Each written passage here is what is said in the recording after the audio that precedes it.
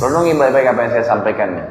Pangkal kaya dalam Islam menjadi orang yang sangat kaya raya, melimpah apapun yang dia inginkan adalah bersedekah, bukan menabung. Kita punya prinsip dasar karena kita pakai sistem ekonomi kapitalis lah, sistem ekonomi apalah, orang non muslim, bukan dari Allah lah. Sistemnya adalah menabung pangkal kaya. Makin sering nabung maka makin kaya.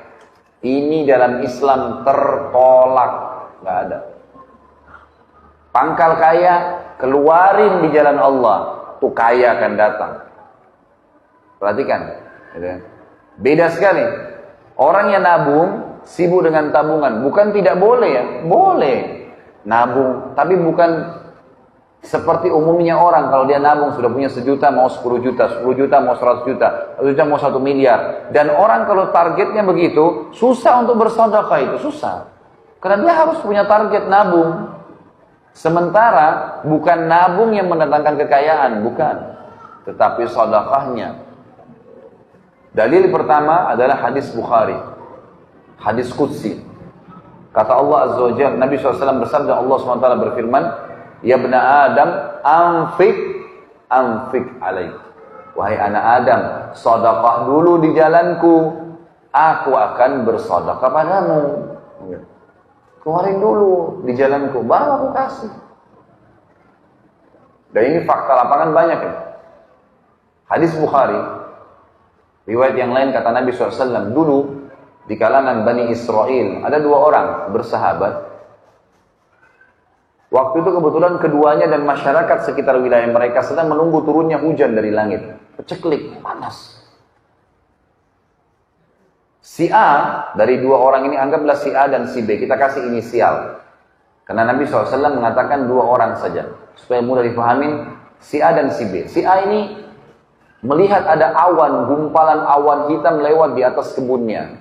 Lalu dia mendengar suara dari situ, kata Nabi SAW yang mengatakan, turunkanlah hujan di kebunnya fulan. Namanya temannya dia itu di sebelah, si B. Maka dia pun mengikuti awan tersebut, ternyata betul melewatin kebun dia di atas kepalanya, kemudian berhenti di kebun temannya dan turun lebat. Kebun-kebun lain gak ada yang kena air. Cuma dia saja temannya. Penasaran, dia tanya, apa yang kamu lakukan dengan kebunmu? Sampai Allah Azza wa Jalla memberikan kamu air hujan, kami gak dikasih. Apa kata dia? Rahasianya ikhwan, saya mengeluarkan dari keuntungan kebun ini, langsung begitu untung, sepertiganya saya keluarkan di jalan Allah. Sepertiga langsung. Sepertiganya saya kembalikan ke modal usaha. Sepertiganya lagi saya pakai untuk kebutuhan keluarga saya. Allah turunkan hujan di saat lagi tidak ada air. Ada ipar saya di Ternate, kakak saya kebetulan perempuan yang nomor 2, semoga Allah menjaga mereka semua, menikah dengan satu dokter THT dari Ternate di kota Makassar. Kakaknya beliau, ini di kota Ternate, saya pernah ceramah sampai ke sana, alhamdulillah. Kemudian ngobrol-ngobrol, pulang ceramah sekitar jam 11, jam 12 malam. Saya ngobrol-ngobrol sama kakak ipar saya ini. Sementara kami asyik ngobrol, dia lagi tanya beberapa hukum. Tiba-tiba kebetulan rumah mereka masih menggunakan seng, gitu kan. Ada suara ribut, pang gitu. Saya kaget, karena memang suaranya kayak batu yang besar dilempar gitu. Saya nggak tahu. Kemudian dia tertawa, dia senyum gitu. Dia bilang itu suara mangga yang jatuh. Oh iya, di belakang rumahnya ada pohon mangga beneran jatuh. Memang suaranya besar sekali, kayak suara batu yang besar gitu. Dia bilang ini mangga. Orang sana bilang mangga madu. Kalau saya tidak tahu di sini, kalau di Jakarta bilang mangga mana lagi. Biasanya kalau dipotong itu ada percik-percik madunya gitu kan, kayak madu manis. Ini mangga madu nih, orang Ternate bilang. Mau coba? Ini masak di pohon. Boleh. Diambillah sama dia, dipotong. Saya makan berdua gitu, sambil ngobrol-ngobrol. Terus ada satu kalimat yang diucapkan sama dia, saya jadikan sebagai bahan ceramah, subhanallah. Dia bilang, ini pohon mangga saya tidak pernah berhenti berbuah sepanjang tahun. Setahu saya, gitu kan, setahu sebatas ilmu saya, nggak ada mangga berbuah sepanjang tahun itu. Pasti ada musimnya, gitu kan. Bisa 6 bulan sekali, bisa setahun sekali, gitu kan. Maka dia bilang ini sepanjang tahun. Saya bilang sama dia, kenapa kok bisa? Dikasih bibit tertentu, kan? Atau mungkin di sini lembab, hujan terus. Dia bilang enggak, pohon mangga saya ini enggak pernah saya larang orang ambil. Pohon mangganya enggak pernah dia larang. Kemudian ikhwani, saya sudahlah selesai pembicaraan dengan dia, istirahat. Besok pagi habis sholat subuh, kemudian sudah mulai agak terbit matahari, saya ke belakang rumahnya pamit. Saya mau lihat pohon mangganya. Pohon mangga itu mungkin tingginya cuma 3 meter, saya lihat dengan mata kepala sendiri. Dan rumahnya tidak besar, kecil. Subhanallah, pohon mangga itu saya belum pernah lihat sehidup saya, seumur hidup saya pohon mangga seperti itu. Pohon yang cuma 3 meter, daunnya lebat, buahnya itu saking banyaknya, dan beratnya itu sampai tergantung mau kena ke lantai, ke paving bloknya dia. Dan pohon ini ternyata setengahnya pohon itu di dalam rumahnya dia, setengah lagi di luar pagarnya gitu. Dia pas keluar, dia bilang sama saya, ini yang di dalam rumah, ini yang saya pakai dengan keluarga saya. Yang di luar tuh, tepat seperti setengah, kayak terbagi 2 pohon itu. Setengahnya lagi siapapun lewat mau ambil silahkan. Sampai kadang-kadang pedagang lewat ngambil, dijualin sama dia, dibiarin. Terus saya bilang, oh ini rahasianya. Di Jakarta saya bilang, dan di sini juga saya bilang sama antum sekalian, bedakan dengan kondisi kita coba. Pohon mangga kita kalau ada buahnya, diapain buahnya? Dibungkus, diikat, kalau perlu tulis, jangan dicabut. Gimana nggak cuma 2-3 buah yang keluar gitu? Susah, pelitnya luar biasa gitu. Nggak bisa, keluarin, Allah kasih keajaiban tuh. Antum mau lihat efeknya seketika, coba nanti kalau lagi mampir di satu rumah makan, gitu kan? Antum makan, misalnya rumah makan apa yang enak, antum makan misalnya 30.000 atau 50.000 rupiah. Selesai makan, antum merasa nikmat, alhamdulillah, syukuri Allah.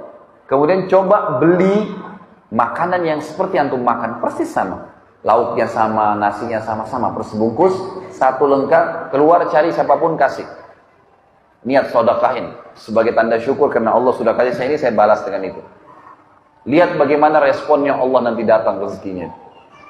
Dan ini melebar ya, ini bukan kemana-mana. Bisa saja dengan 1 bungkus nasi, Allah nggak balas kita dengan 1 bungkus nasi, tapi mungkin Allah kasih kesehatan 3 bulan, 1 tahun.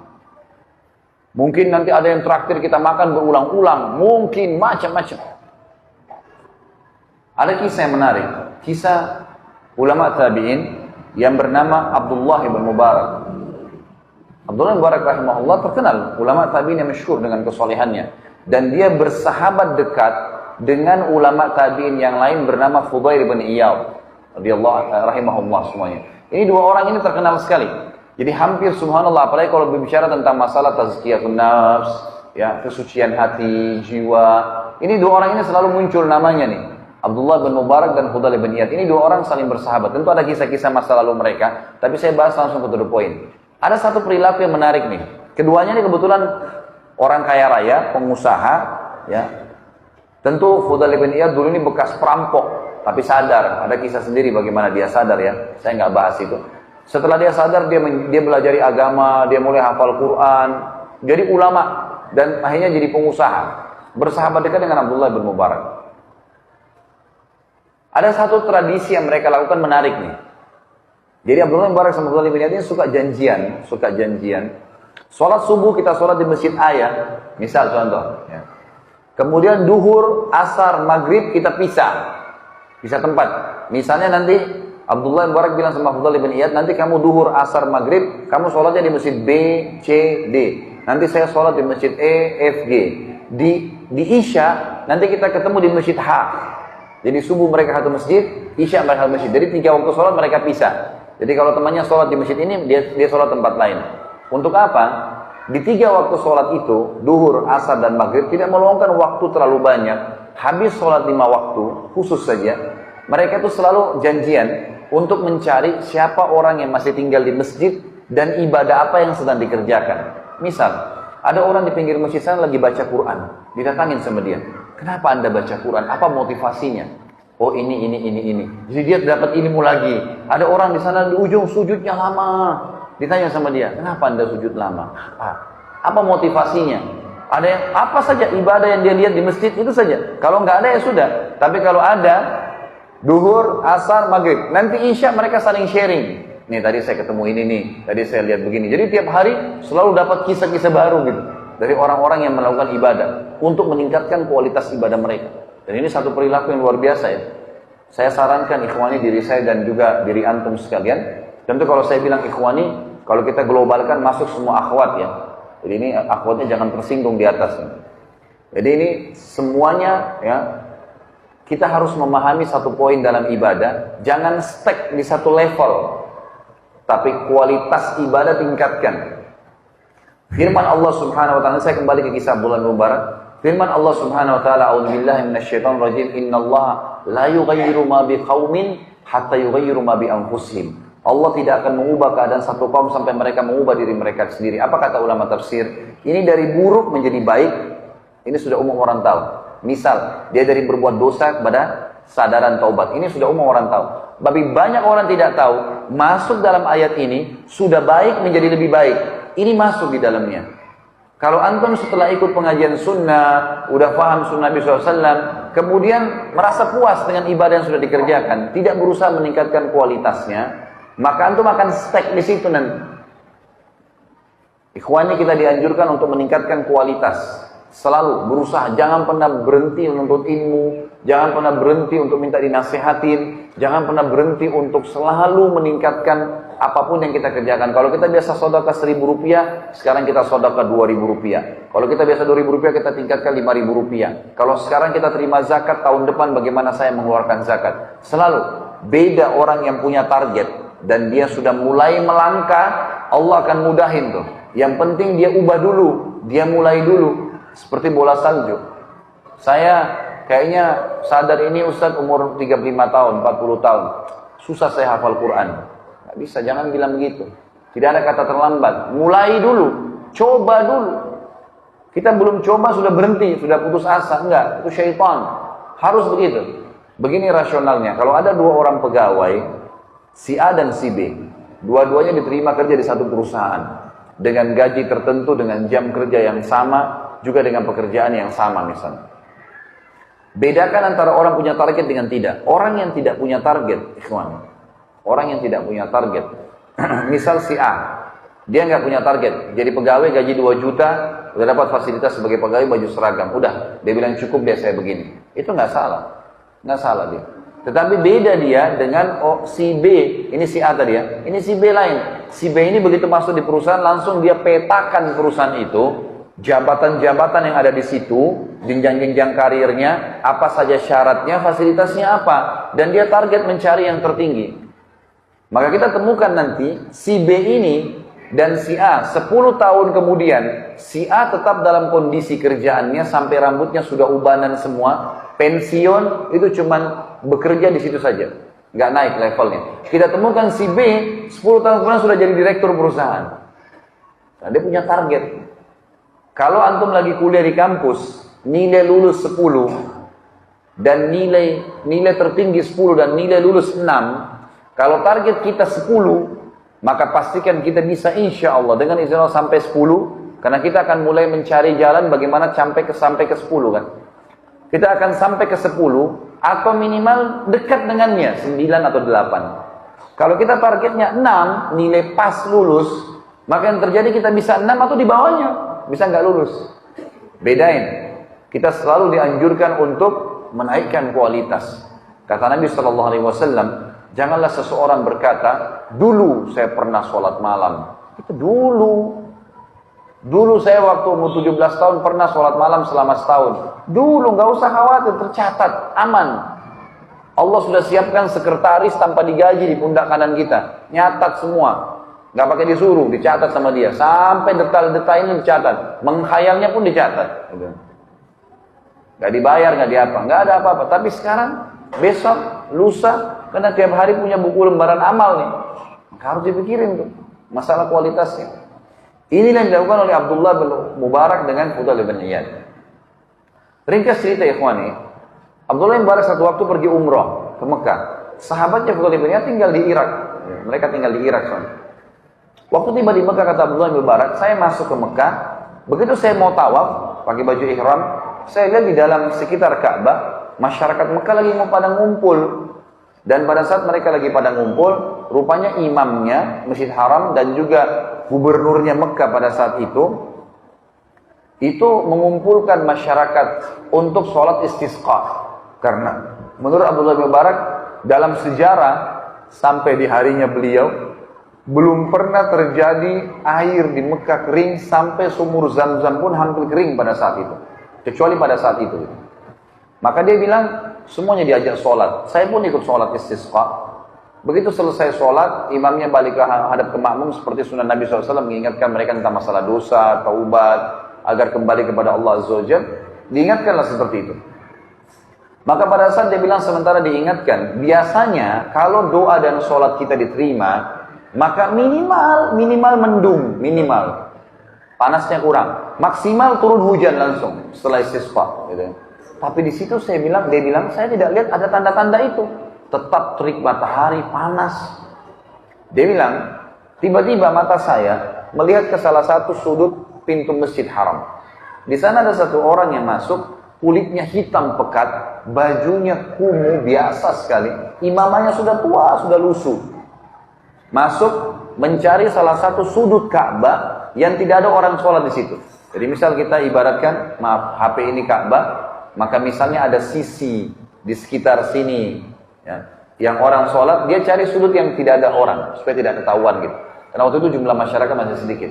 Kata Ibnu Mubarak, saya lihat orang itu, perhatikan dia masuk, kemudian dia sholat di salah satu sudut Ka'bah. Lalu mulailah dia hadap kiblat, dia bertakbir. Kata Abdullah bin Mubarak, jangan tanyakan bagaimana indahnya sholatnya orang itu. Dari takbir Allahu Akbar, tenang, tumaknina luar biasa.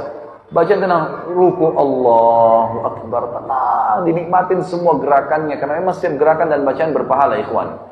Kemudian sami Allahu liman hamidah, sampai salam, indah. Kata Ibnu Mubarak, saya belum pernah lihat ada orang sholat seindah itu. Luar biasa. Dan kemudian Ibnu Mubarak bilang, saya dekatin.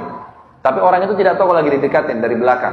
Tiba-tiba orang ini selesai salam, mengangkat tangan ke langit sambil mengatakan, Aqsamtu bika rabbi an tunazzil alaihim matara. Aku bersumpah atas namamu wahai Tuhanku, turunkanlah hujan untuk mereka tuh yang lagi sholat istisqa. Kata Abdullah bin Mubarak, kejadian aneh luar biasa, ajaib luar biasa. Tiba-tiba mendung, hujan turun lebat.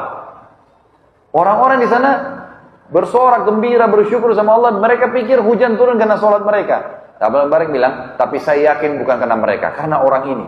Dan orang ini subhanallah, begitu saja turun hujan, dia tutup doanya, keluar dari masjid. Nggak ngomong, nggak apa. Nggak bilang, hei ini saya yang berdoa, nggak. Keluar. Abdullah bin Mubarak ini karena dia selalu cari orang yang lebih soleh dari dia, dikejar sama dia orang itu. Orang ini jalan keluar dari masjid, lorong demi lorong, selesai sampai. Dia datang ke masjid cuma untuk doain orang supaya turun hujan tuh. Dia datang sampai dia masuk orang demi orang, tiba di satu rumah di tengah-tengah pemukiman masyarakat Mekah. Di situ tuh ada rumah besar, di depan pintu rumah ada satu orang badannya besar, kulit hitam juga. Orang ini berikan salam masuk ke dalam. Abdullah bin Mubarak dari jauh dikejar. Begitu tiba dia berikan salam kepada orang yang badannya besar depan rumah. Assalamualaikum warahmatullahi wabarakatuh. Dia jawab, Waalaikumsalam warahmatullahi wabarakatuh. Kata Abdullah bin Mubarak, boleh saya tanya? Dia bilang, iya, silahkan. Ini rumah siapa? Kata yang di depan pintu, ini rumah saya. Rupanya ini pemilik rumahnya. Abdullah bin Mubarak tanya, yang tadi masuk itu siapa? Kata yang punya rumah ini, itu salah satu budak saya. Budak bisa diperjualbelikan, ya kawan. Mereka penasaran, budak, dia bilang iya. Kata Abdullah bin Mubarak, boleh nggak saya tanya lagi? Oh silahkan. Bagaimana ibadahnya orang itu? Kata tuannya, jangan anda tanyakan ibadahnya orang ini. Luar biasa. Dia kalau pagi sampai sore menjelang maghrib selalu memberikan hak saya sebagai tuannya. Tidak pernah mengeluh. Satu-satunya budak saya nggak pernah ngeluh orang ini. Nggak pernah ngeluh. Dan malam hari dia tidur beberapa saat, kemudian dia ibadah sholat malam sampai pagi. Memberikan hak Tuhannya.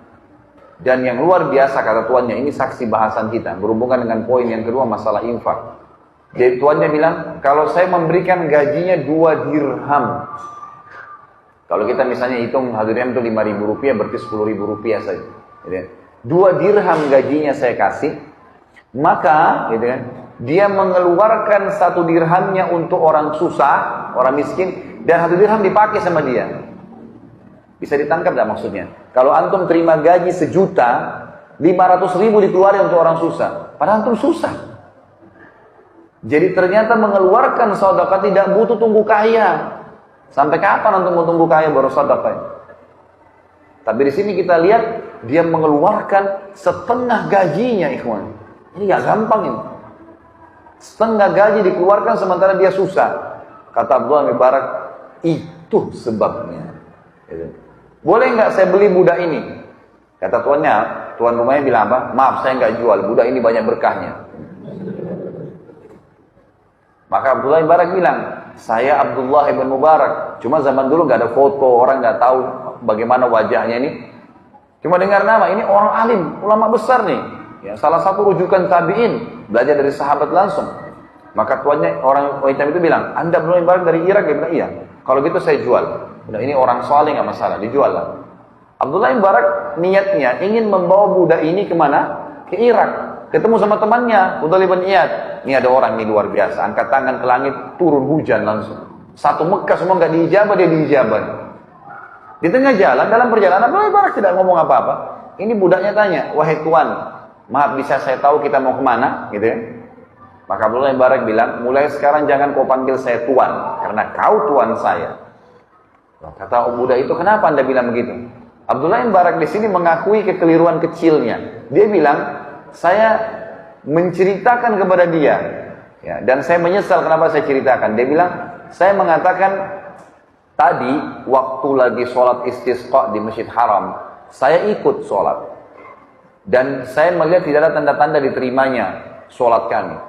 Dan saya melihat anda masuk pada saat itu di masjid. Saya lihat anda sholat dan saya tahu anda berdoa kepada Allah. Dan saya yakin hujan turun karena doa anda.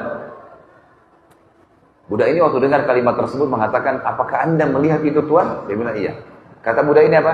Bisa anda izinkan saya sholat 2 rakaat? Kata Abdullah bin Mubarak, silahkan. Dengar sholat ini pasti bagus nih. Maka yang terjadi budak itu pun kata Abdullah bin Mubarak berwudu. Wudunya sangat luar biasa, tenang, sempurna semua anggota tubuhnya. Terus hadap kiblat sholat, dia bilang jangan tanyakan indahnya sholatnya. Sama persis dengan waktu di masjid tadi. Takbirnya tenang, rukuknya tenang. Dia tidak seperti tidak ada orang di sebelahnya. Banyak sholat sampai selesai haknya dikasih. Begitu selesai salam, dia mengucapkan satu kalimat, dia mengatakan Al-ana ya Rabb. Artinya sekarang wahai Tuhanku. Tiba-tiba apa ikhwani? Mati orang itu. Meninggal. Budak ini mati. Ini kisah nyata. Ini akan dipindahin dulu. Meninggal orang ini. Abdullah bin Mubarak periksa, cek, meninggal. Dan cuma berdua di jalan, di padang pasir. Maka Abdullah bin Mubarak mengatakan, saya pun mengurus jenazahnya. Saya mandikan semampunya, saya kafani semampunya, saya kuburkan di situ, lalu saya tinggalkan. Saya pun menuju ke Irak, lalu saya bilang sama sahabat saya, Fudail bin Iyad, wahai Fudail, demi Allah saya bertemu dengan seseorang di Mekah, yang kau sama saya tidak ada apa-apanya ibadahnya.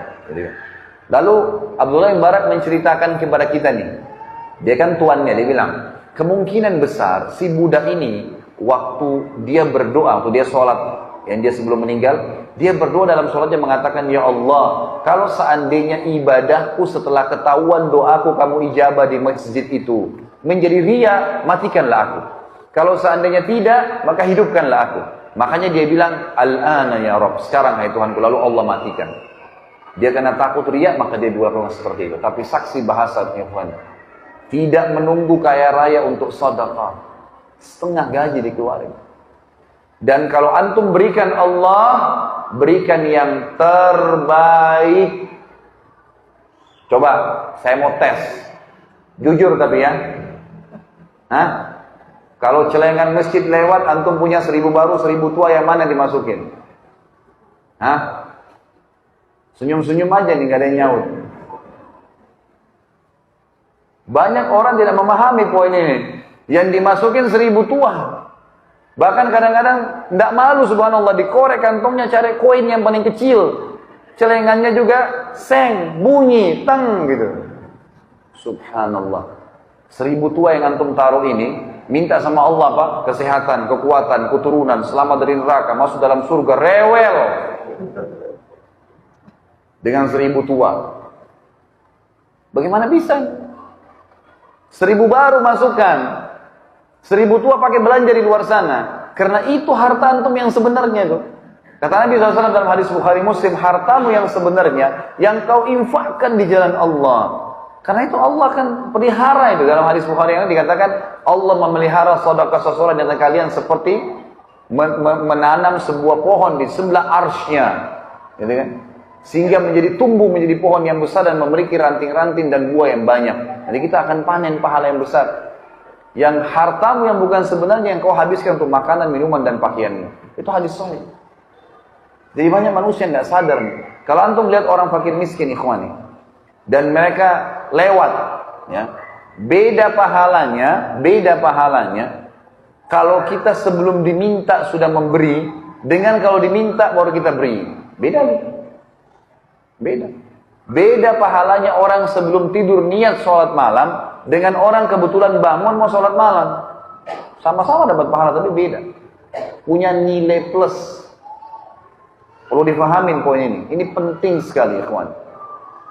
Berikan yang terbaik untuk Allah Subhanahu wa taala. Kita lagi buka dompet. Ada orang fakir miskin lewat, ada 5.000, ada 50.000, ada 100.000. Yang mana syaitan bisikin supaya antum kasih? 5.000. Itu pun 5.000 dikatakan masih besar. Coba cari di kantong kamu mungkin ada 1.000 yang kelipat. Ambil 100.000 keluarin, kasih fakir miskin. Itu kata kuncinya. Ikhwani, hadir majlis ilmu seperti ini tujuannya mengubah keadaan.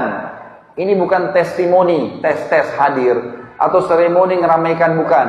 Antum keluar di sana berubah, praktekin ilmu. Ini bukan cuma dongeng kita duduk di sini di masjid cerita-cerita kosong, enggak. Semua kisah nyata yang saya sampaikan ikhwani masukkan dalam hati, praktekin. Harus begitu. Baru bisa tuh, ilmu itu tidak bisa cuma sekedar dicatat, cuma sekedar oh ya, dengar bagus ya kisahnya, enggak. Antum buat apa dengan ilmu itu? Karena kisah-kisah ini ternukil kepada kita, ikhwani, Allah SWT jaga supaya kita contohi, supaya kita praktekin.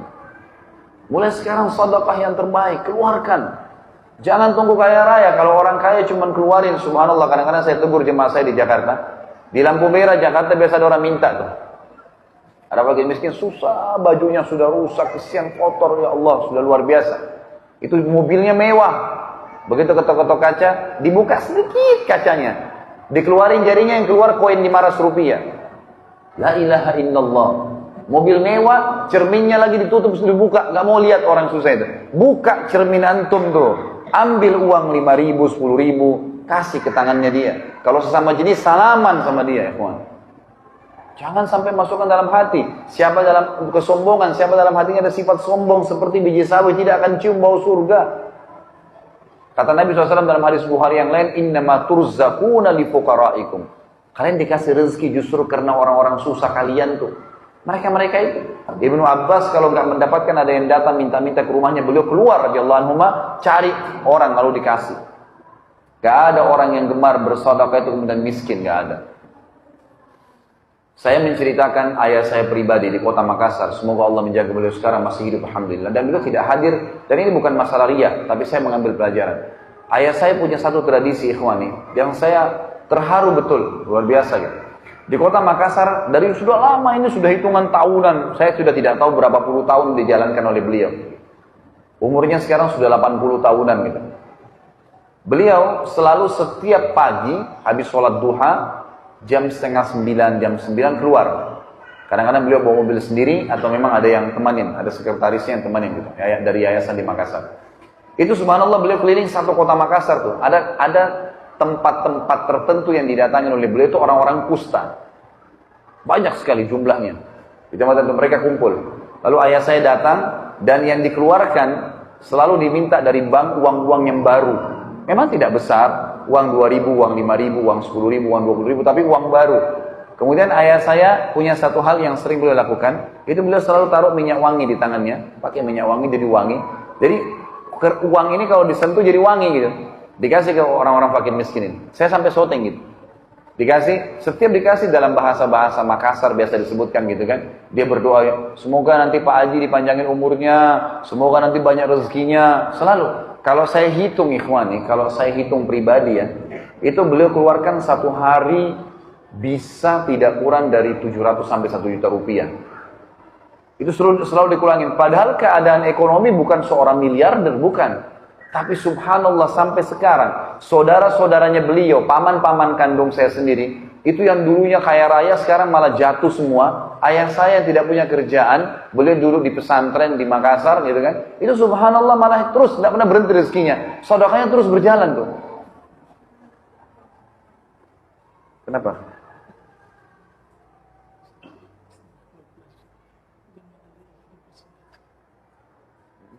Kenapa? Oh gitu. Baik, kita ambil pelajaran saya dari itu tadi dan karena melihat waktu, jadi saya insya Allah ringkaskan sampai di situ. Baik, kita lihat masalah infak ini. Firman Allah Subhanahu Wa Taala surah Al-Baqarah urutan 2 ayat 254. Ini dalil yang kedua setelah hadis qudsi tadi tentang bersedekah. Allah SWT berfirman, A'udzubillahi minasyaitonir rajim, ya ayyuhalladzina amanu anfiqu mimma razaqnakum min qabli an ya'tiya yawmun la bay'un fihi wala khullatun wala syafa'ah wal kafiruna humudz zalimun. Hai orang-orang yang beriman, berinfaklah apa yang kami berikan rezeki kepada kalian sebelum datang hari kiamat nanti. Enggak ada transaksi, enggak ada kasih sayang, enggak ada saling tolong menolong, dan orang-orang kafir mereka lah orang-orang yang zalim. Jadi kalau bahasa saya pribadi, ikhwani, kalau misal kita meninggal dunia dan memiliki rekening yang banyak uangnya, sementara kita masih jarang bersedekah, pastikan antum akan menyesal. Kenapa nggak disodokahkan? Maka sodokahkan, maka akan batang hasil yang luar biasa. Dalam riwayat sahih disebutkan Abdurrahman bin Auf pernah kedatangan 1 peti keuntungan dari dagangannya. Kemudian beliau tidak bisa tidur dan beliau berkata, waktu istrinya tanya, kenapa Abdurrahman? Dia bilang, saya nggak bisa tidur, gelisah lihat keuntungan ini. Maka dia pun akhirnya mengatakan, saya akan sodakahkan. Kata istrinya, sodakahkan. Dia sodakahin. Habis semua malam itu. Dikeluarkan jalan Allah. Besok datang 2 peti. Dikeluarin lagi, lusa datang 3 peti. Sampai Abdurrahman bin Auf menjadi miliardernya sahabat. Ini tentu akan ada bahasan sendiri. Tapi itu buktinya. Kemudian surah yang lain, surah Ibrahim, urutan 14 ayat 31 sampai 34. A'udzubillahi minasyaitonir rajim. Qul li ibadiyalladzina amanu yuqimus sholata wa yunfiqu mimma razaqnahum sirran wa alaniyatan min qabli an ya'tiya yaumun la bay'un fihi wa la khilal. Katakanlah kepada hamba-hambaku yang beriman, mereka dirikan sholat, mereka mengeluarkan apa yang telah kami berikan kepada mereka, rezeki, makanan, pakaian, uang, dan seterusnya, baik secara sembunyi-sembunyi atau terang-terangan. Jadi kadang-kadang di depan umum ada orang yang minta, nggak mungkin kita nolak, gitu kan? Sebelum datang hari yang tidak ada transaksi dan tidak ada lagi kasih sayang, maksudnya hari kiamat di mahsyar. Kita tahu firman Allah SWT, A'udzubillahi minasyaitonir rajim, yauma yafiru mar'u min akhi wa ummihi wa abi wa sahibatihi wa bani. Pada hari kiamat orang lari dari saudara kandungnya, dari ibu dan ayahnya, dari pasangan hidupnya dan juga dari anak-anaknya. Karena susah pada saat itu. Maka tidak lagi transaksi. Kata Allah, yang menyuruh kalian sholat dan menginfakkan apa yang kalian inginkan, apa yang kalian dapatkan rezeki supaya bertambah rezeki kalian, Allah bilang, Allahul ladzi khalaqas samawati wal arda wa anzala minas samai ma'an fa akhraja bihi minats thamarati rizqan lakum. Allah lah yang telah menciptakan langit dan bumi dan juga menurunkan dari langit air, kemudian mengeluarkan dengan air itu buah-buahan sebagai rezeki buat kalian. Itu yang menyuruh kalian dirikan sholat dan mengeluarkan infak di jalannya. Wa sakhkhara lakumul fulka litajriya fil bahri bi amri wa sakhkhara lakumul anhar, dan dia juga yang telah menundukkan lautan sehingga bahtera-bahtera kalian bisa mengaung di atasnya, bisa jalan di atas air itu, sehingga kapal-kapal ini bisa memuat kebutuhan manusia, bisa mengambil kekayaan-kekayaan laut dari hewan-hewannya, ikan dan seterusnya. Dan juga Allah tundukkan buat kalian sungai-sungai. Wa sakhkhara lakumus syamsa wal qamara da'ibain, dan juga dia menundukkan buat kalian matahari dan bulan yang da'ibain, rutin. Setiap pagi begini terbit sampai terbenam malam, kemudian malam ada bulan, terus begitu memenuhi kebutuhan manusia. Wa sakhkhara lakumul laila wan nahar, dan dia juga telah menundukkan buat kalian malam dan siang. Wa ataakum min kulli ma sa'altumuh, dan dia memberikan kepada kalian semua yang kalian minta. Wa in ta'uddu ni'matallahi la tuhsuha, Kalau kalian ingin menghitung nikmat Allah, maka kalian tidak akan mampu. Innal insana ladzalumun kafar. Sesungguhnya manusia itu zalim terhadap dirinya sendiri. Dia tahu dengan bersyukur, dengan bersedekah bisa bertambah, tapi dia tidak mau. Kafar, suka memungkiri nikmat Allah Subhanahu wa taala. Yang ketiga adalah halalan thayyiban. Menikmati yang halal dan meninggalkan yang haram. Halal yang Allah bolehkan, haram yang Allah larang, gitu kan? Jauhi semua. Pokoknya haram sedikit pun jangan sentuh. Syubhat saja tinggalkan, tak perlu. Antum tidak akan mati gara-gara tinggalkan yang haram, tidak. Kadang-kadang orang kena gengsi, restoran ini dikenal namanya. Tapi syubhat, mungkin halal, mungkin tidak apa-apa deh, yang penting saya coba, nggak bisa. Sedikit masuk yang haram bisa berbahaya. Ingat sabda Nabi SAW dalam hadis Bukhari, lahmun nabata min suhtin an-naru awla bihi. Daging yang tumbuh dari hal yang haram, maka neraka lebih pantas baginya. Allah Subhanahu wa taala menyuruh kita menikmati yang halal dan thayyib. Halal yang dibolehkan, halal thayyib ini berkualitas. Jadi termasuk mensyukuri nikmat ikhwani dan akhwati adalah kalau kita punya ada anggur dengan harga 50.000 per kilo dan ada anggur harganya 100.000 per kilo. Antum mampu beli yang 100.000, beli yang 100.000, itu bukan mubazir.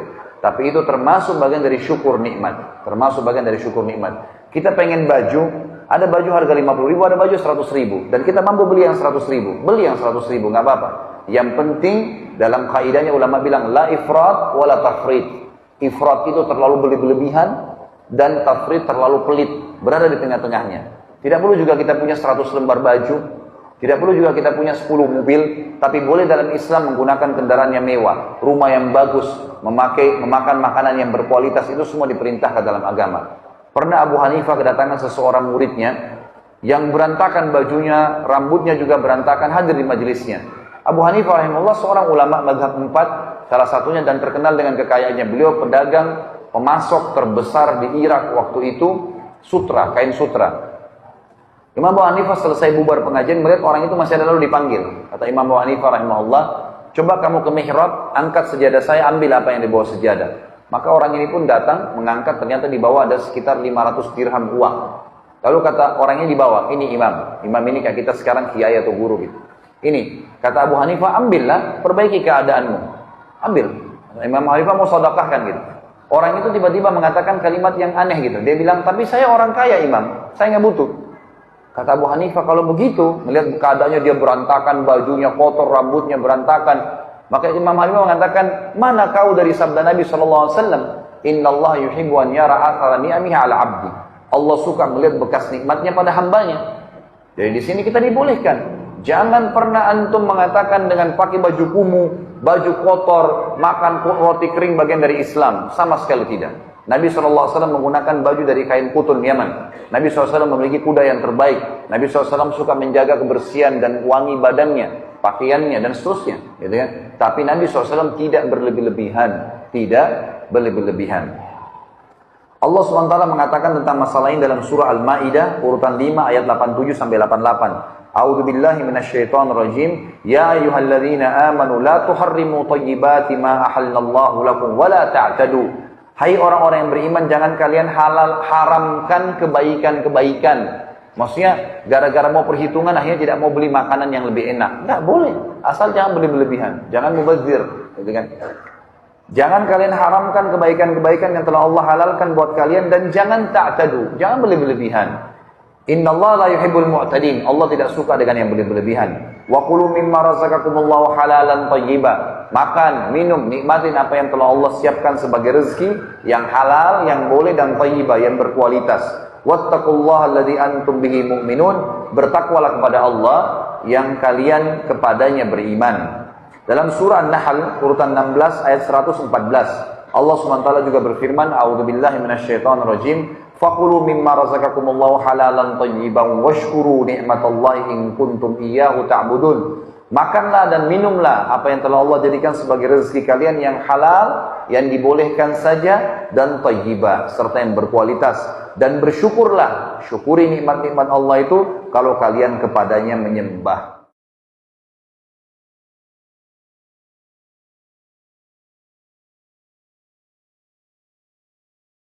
Sesembahan, ya. tempat sesembahan. Yang tempat sesembahan tersebut dipenuhi dengan patung-patung. Di antaranya adalah patung Namrud. Lebih baik yang di handheld saat dilepas pakai yang ini.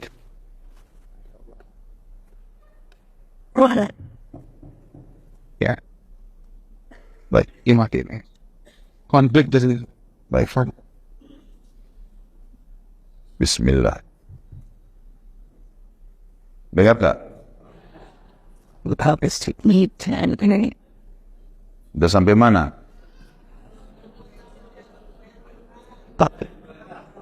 Namrud, kenapa Namrud? Baik. Akhirnya Namrud sudah waktu itu dinobatkan jadi raja, dan memang dia buat kuil-kuil yang banyak sekali. Kuil-kuil ini diantaranya di pusat Babilonia sendiri, itu ada kuil yang besar sekali pada saat itu dibuat. Di dalamnya penuh dengan patung, puluhan patung. Ada patung singa, patung burung, patung macam-macam.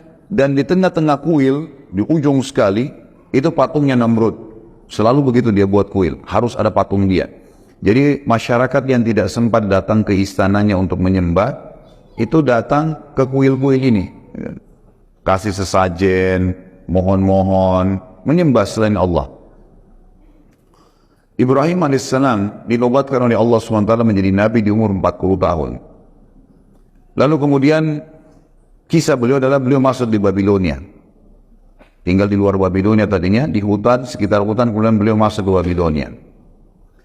Ringkas cerita itu kisah Nabi Ibrahim alaihissalam panjang ya. Pada saat dia pertama mengenal Tuhannya, melihat bintang, melihat bulan, melihat matahari, terus saja sampai akhirnya dia mengenal Allah Subhanahu wa Ta'ala, mengatakan tidak mungkin ada Tuhan yang bisa hilang seperti matahari yang menghilang, bulan yang tidak kelihatan, dan seterusnya. Setelah terbenamnya matahari tidak kelihatan lagi mataharinya, atau sebulan setelah terbitnya matahari tidak kelihatan. Ringkas cerita adalah Ibrahim alaihissalam masuk ke Babilonia, kemudian Ibrahim alaihissalam tidak menunda dakwahnya. Langsung ke pusat kota Babilonia dan mendatangi kuil yang banyak patung-patung itu. Dan kebetulan pada saat itu di malam hari, masyarakat Babilonia lagi menyembah patung-patung ini, lagi mohon-mohon, bawa sesajen. Kuil itu cukup tinggi, dan sekarang masih ada puing-puingnya di Irak. Jadi kalau salah satu di antara Anda pergi ke Irak atau melihat cuplikan tentang Irak, yang dianggap kisah sejarah itu adalah peninggalan kerajaan Namrud ini. Maka yang terjadi Bapak Ibu sekalian, Ibrahim alaihissalam datang ke kuil tersebut. Patung-patung itu kebetulan di tengah-tengah kuil ada jalan yang panjang untuk orang masuk dan orang keluar. Di kiri kanan tembok penuh dengan patung-patung yang besar. Di tengah-tengah ruangan ada patung Namrud yang besar. Dan di situ antara orang dengan patung itu ada jeda bangunan yang cukup tinggi. Orang harus lewat tangga untuk naik ke atas, dan sudah menjadi doktrin, dogma pada saat itu, keyakinan kalau tidak boleh orang biasa mengantar sesajen ke patung-patung itu. Harus melalui penjaga kuil. Jadi penjaga kuil ini punya kedudukan tersendiri. Siapa yang mau kasih sesajen, punya hajat apa, dikasih. Dia mau kasih kepada patung yang mana nih? Misal patung sana. Lalu kemudian nanti dia yang antar ke situ. Tiap hari mereka lakukan kebodohan ini. Ringkas cerita, Ibrahim alaihissalam malam itu langsung datang ke kuil tersebut. Sementara orang lagi memuja-muja patung, Ibrahim alaihissalam naik ke tangga yang untuk pergi ke patung-patung itu. Lalu Ibrahim alaihissalam pada saat dia naik, orang tahu Ibrahimnya tidak dikenal sebelumnya, dan tahu siapa penjaga kuil, musuhnya yang biasa bisa naik. Orang lain selain penjaga kuil yang naik pasti kualat tuh. Nanti kena penyakit, nanti kena petir, nanti kena macam-macam. Keyakinan mereka pada saat itu. Ringkas cerita, Ibrahim alaihissalam sengaja naik. Orang-orang semua akhirnya mata dan menunjuk Ibrahim. Ibrahim alaihissalam datangin patung yang pertama. Lalu Ibrahim alaihissalam lihat di situ ada sesajen buah-buahan, buah segar, diantaranya apel. Ibrahim alaihissalam ngambil apel itu. Orang-orang semua heran, ini keyakinannya jangankan ngambil sesajen itu, mendekati saja sudah kualat. Gitu kan. Ibrahim alaihissalam ambil apel itu, kemudian sengaja menggigitnya di depan mereka, bukan untuk makan. Lalu Ibrahim balik ke patung itu sambil berkata, wahai yang dianggap Tuhan oleh masyarakat Babilonia, apa kau tidak marah saya ambil apelmu? Kira-kira patung nyaut gak? Gak ada suara. Hening pada saat itu. Tapi orang sudah yakin ini Tuhan mereka. Ya, gitu. Maka Ibrahim ulangi alaihissalam, wahai yang dianggap Tuhan oleh masyarakat Babilonia, kau tidak marah saya makan apelmu? Gak ada suara.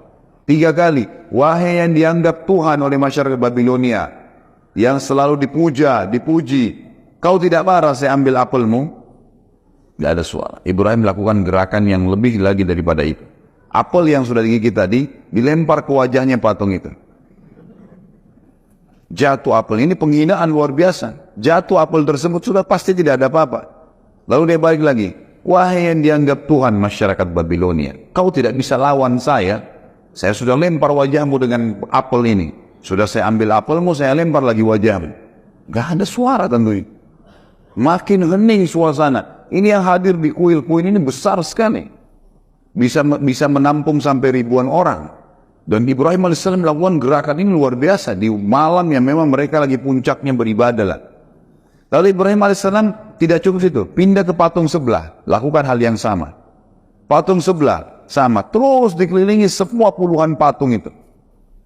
Sampai selesai semua, orang-orang menyaksikan kejadian tersebut dengan tercengang.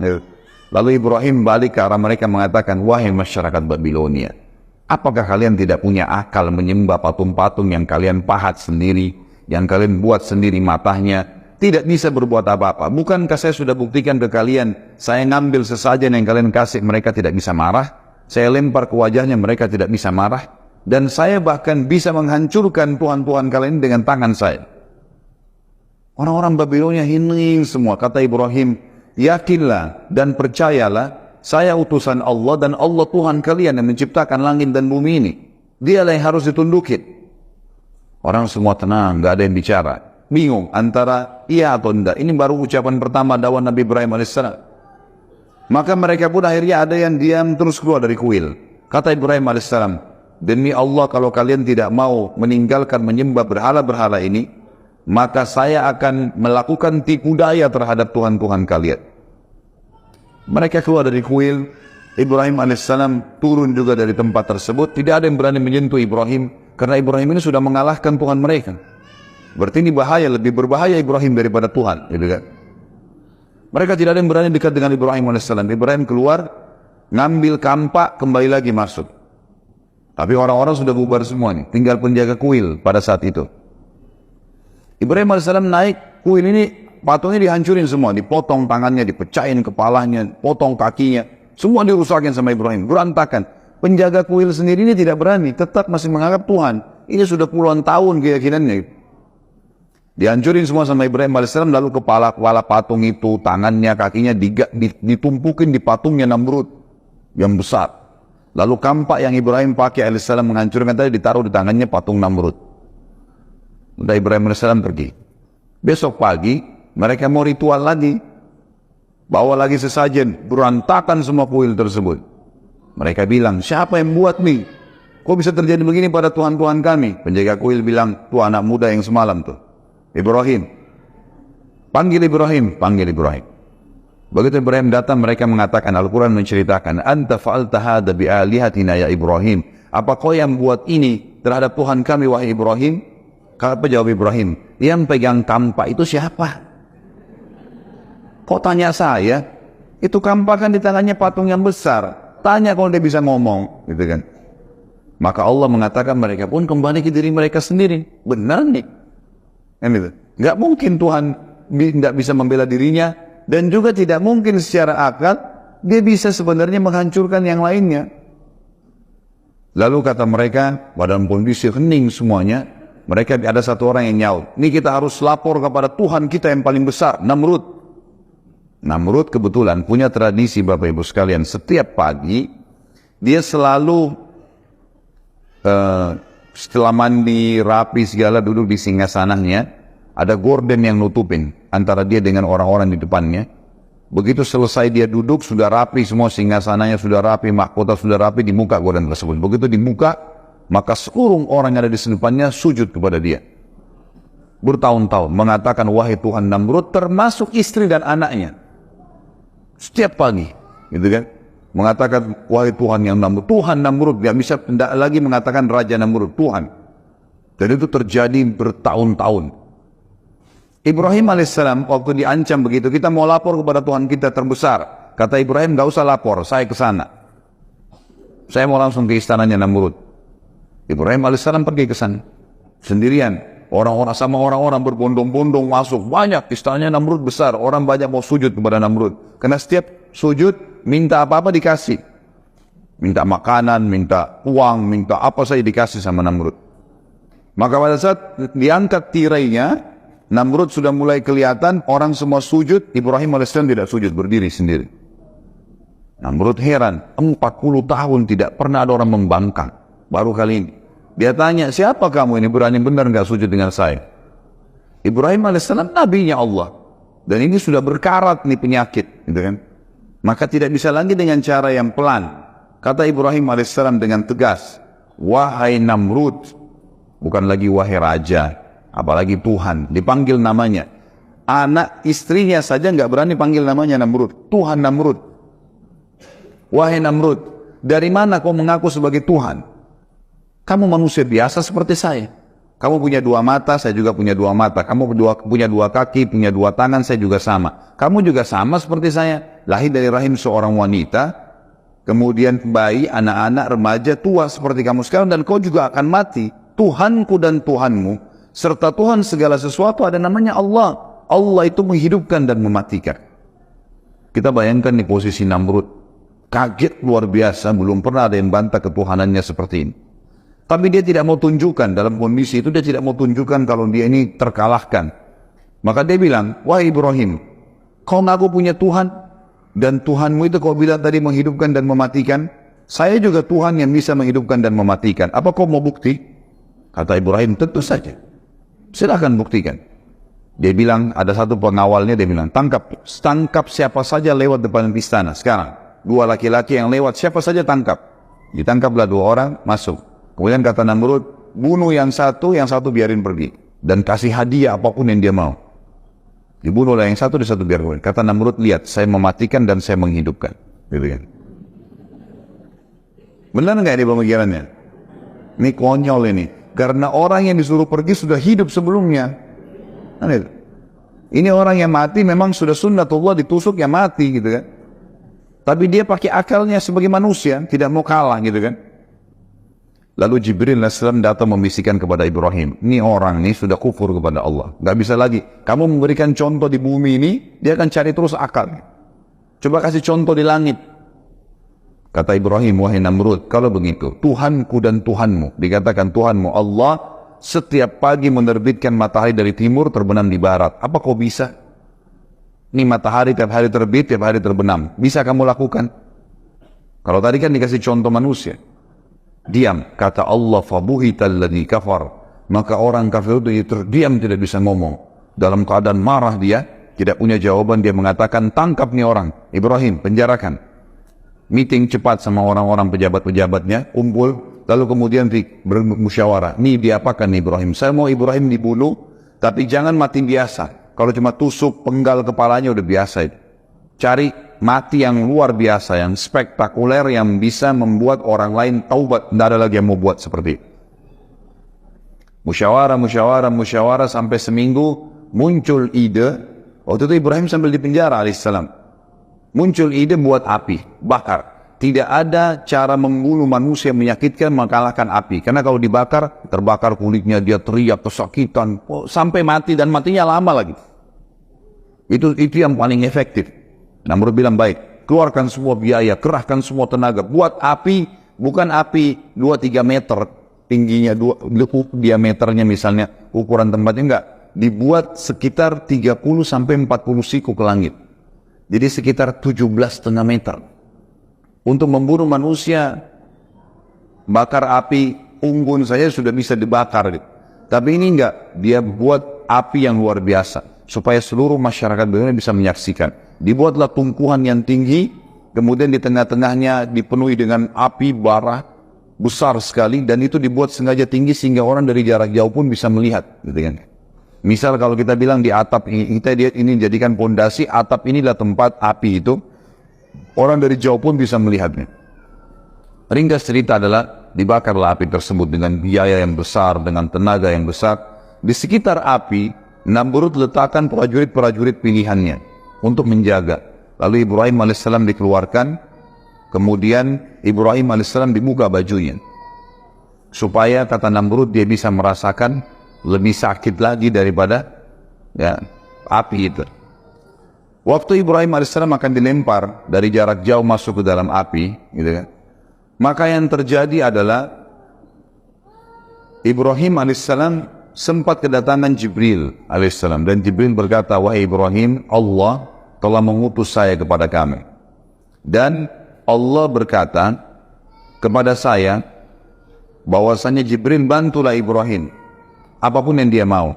Maka sekarang kau bisa minta tolong sama saya apa saja Ibrahim. Kau minta saya bunuh Namrud, saya matikan Namrud. Kau minta saya hancurkan Babilonia, saya hancurkan Babilonia. Kau minta saya padamkan api, saya apa saja minta sekarang saya bisa jalankan. Titahnya Allah kepada saya begitu. Kata Ibrahim alaihissalam, wahai Jibril, kalau kepadamu saya tidak perlu, tapi kalau kepada Allah saya akan minta. Makanya Allah memuji Ibrahim mengatakan, Inna Ibrahim kana ummah. Ibrahim itu satu orang tapi seperti satu umat keyakinannya. Luar biasa. Jibril pun dia tidak mau minta tolong.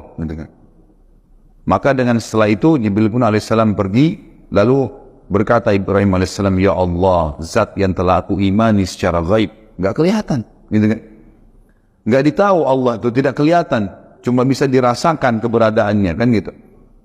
Diyakini keberadaannya. Aku yakin engkau lah yang telah menciptakan aku dan segala sesuatunya termasuk api di depanku ini. Api ini lagi berkobar besar. Ibrahim sudah diikat, dilempar dari jarak jauh dengan katapel gitu. Jadi jauh sekali jaraknya agar kelihatan oleh orang-orang. Lalu dia bilang, engkau lah yang telah menciptakan aku dan seluruh segala itu dan termasuk api, dan engkau lah yang menjadikan api ini dasarnya, fitrahnya panas. Jadikanlah api ini dengan kemahabesaranmu dingin dan keselamatan untukku. Balik dari panas menjadi dingin. Maka Allah SWT mengatakan, kami terima permohonannya Ibrahim. Dalam kondisi dia ingin membuktikan kebesaran Allah. Maka dilemparlah Ibrahim AS dari jarak jauh. Pada saat dilempar Ibrahim AS, ada satu kejadian juga di situ. Ibrahim AS pada saat masuk ke dalam api, tentu Bapak Ibu sekalian, manusia kalau kena api, sekuat apapun badannya, sekekar apapun, pasti teriak. Gitu kan? Nggak ada yang bisa menahan panasnya api. Maka begitu Ibrahim AS masuk ke dalam api, subhanallah, nggak ada teriakan, nggak ada jeritan, nggak ada suara apapun, nggak ada, hening sekali. Orang-orang sempat bertanya, ini Ibrahim ini mati atau enggak ya? Namrud pun bingung, tidak ada orang yang kena api, tidak ada teriakan. Maka Namrud itu kebetulan singgasananya ditaruh di luar, diangkat, kemudian dia berhadapan sama api, dia melihat api itu, dia menyaksikan sendiri, nggak ada suara. Lalu Namrud ingin menenangkan audiensnya, masyarakatnya. Waktu itu dia mengatakan, Ibrahim sudah mati di awan kena asap saya, asap api saya. Udahlah, orang percaya, orang bubar. Kata Namrud, biarkan 3 hari. 3 hari biar terbakar. Dan dijaga ketat di sekitar api. Kalau ada Ibrahim mau coba lari, dorong. Tapi nggak ada suara ini, nggak ada apa-apa ini. Nggak ada berita, nggak ada cerita, nggak ada derikan, nggak ada suara sama sekali. Bubarlah semua. Sampai 3 hari. Namrud ini masih makan, minum, berhubungan biologis dengan pasangannya. Allah membiarkan orang-orang kafir itu melakukan upayanya dan melalui kehidupan dunia yang cuma sebentar ini. 3 hari kemudian, subhanallah, dia nikmatin hidupnya luar biasa. Berpesta-pesta menganggap Ibrahim sudah dibakar, sudah mati. Hari ketiga dikeluarin lagi singgasana, undang lagi masyarakat Babilonia. Begitu mereka datang semua, lalu kata Namrud, saya ingin padamkan api. Saya ingin lihat debunya Ibrahim. Padamkan api. Semua orang menyaksikan. Waktu dipadamkan api, mereka kaget. Ibrahim AS sedang duduk di tengah-tengah tumpuhan api mereka. Duduk. Tidak ada apa-apa sama sekali. Gitu kan? Maka Jibril AS datang kepada Ibrahim menyampaikan instruksi satu saja. Wahai Ibrahim, Tuhanmu perintahkan kau untuk berdiri pulang ke rumahmu. Nggak ngomong apa-apa. Itu saja instruksinya. Berdiri pulang ke rumahmu. Ibrahim alaihissalam belum mengerti itu. Yang penting perintah Allah sudah jalanin. Gitu ya. Dan ini tugasnya orang beriman nih. Diperintahin apapun kerjain. Masalah ada hikmahnya, gak ada hikmah itu urusan nanti. Dia sudah yakin Tuhannya. Ternyata ada satu hal yang ingin Allah sampaikan kepada seluruh orang yang hadir pada saat itu. Ibrahim alaihissalam, orang-orang pada saat itu lihat Ibrahim duduk. Namrud sempat ucapin kalimat, Ibrahim terbakar kaku. Jadi dia terbakar kaku jadi hangus. Tapi kan dari jauh orang tidak tahu ini hangus atau enggak. Maka terbantahkan pada saat itu karena Ibrahim berdiri dan turun. Pergi ke rumahnya. Pulang ke rumahnya. Itu saja. Perintahnya Allah kan itu. Orang-orang semua bilang berarti Ibrahim enggak mati dibakar api. Banyak orang yang beriman kepada risalah Nabi Ibrahim. Berarti Tuhannya Ibrahim luar biasa. Namrud pulang ke istananya.